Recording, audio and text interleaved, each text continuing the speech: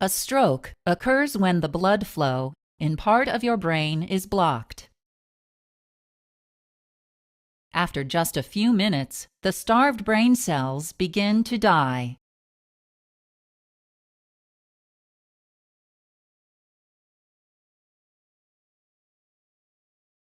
Normally, the brain receives blood via two major pairs of arteries, which branch throughout brain tissue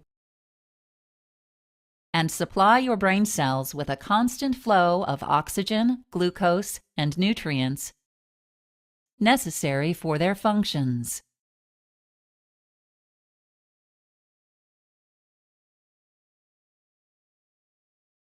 In one type of stroke, ischemic stroke, an artery in your brain narrows or becomes completely blocked, preventing normal blood flow. The blockage may be caused by a blood clot, also called a thrombus, which forms in an unhealthy artery of the brain. The lack of blood flow causes the tissue the artery supplies to become starved or ischemic. Similarly, the blockage may be due to an embolus, a blood clot that forms elsewhere in the body and travels to the brain.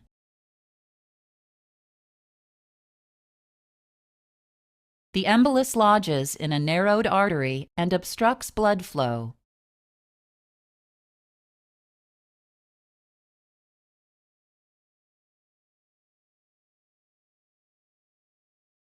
In contrast, during a hemorrhagic stroke,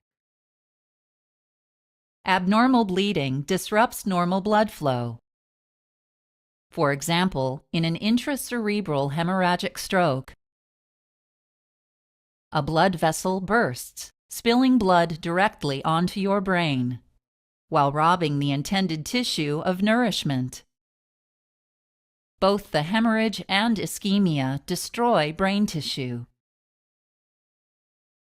A subarachnoid hemorrhagic stroke occurs when a weak spot in a blood vessel wall, called an aneurysm, bursts and leaks blood into the tight space between your brain and your skull. The high-pressure bleeding results in serious damage to brain tissue.